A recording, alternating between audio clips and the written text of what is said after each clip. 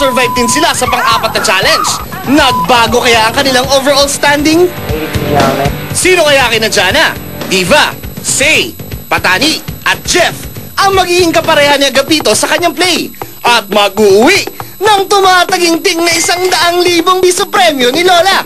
Aba, Constantino, Mayo yun November na ngayon. Ma, mas trip ko to sa play. Patawarin mo ako. Nasaan na yung acting coach sa play? Nasaan na? Challengers, please, sa baba.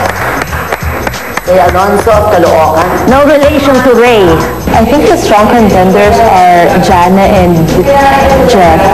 Ang galing nila nung start pa lang talagang kalaban na. Susunod naman ay si Diva Montelava. Tulungan ko yung lola ko para sa kanyang chemotherapy for breast cancer.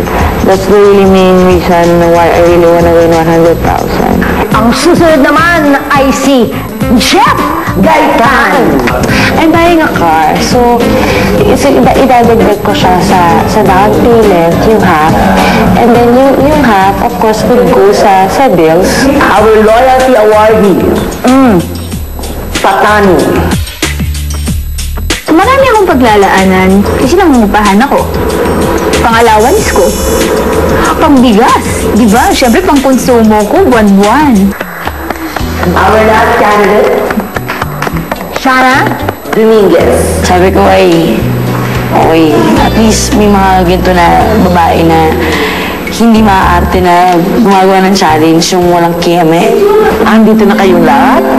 At syempre, di ba, uulit-ulitin ko yan na punto per punto ang naging desisyon ng mga inampalan. Yung mga tinatawag natin mga nagja-judge sa inyo, no?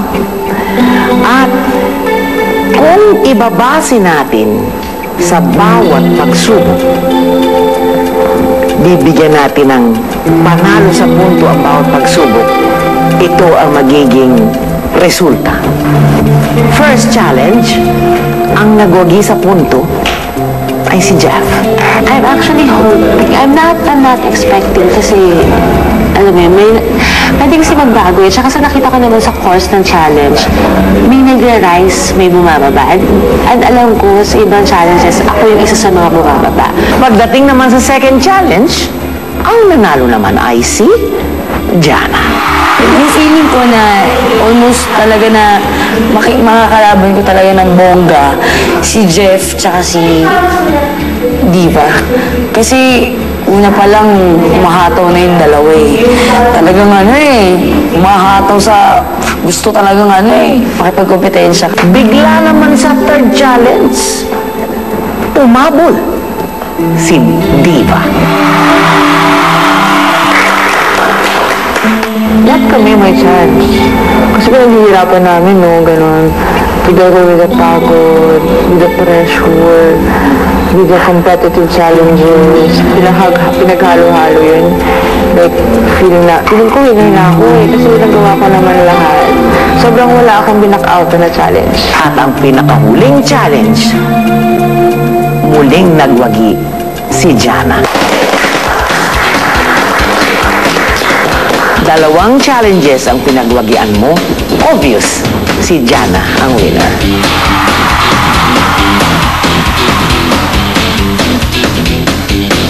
Congratulations kay Jana. Hindi ko expect. Kaya ako, tahimik lang ako kasi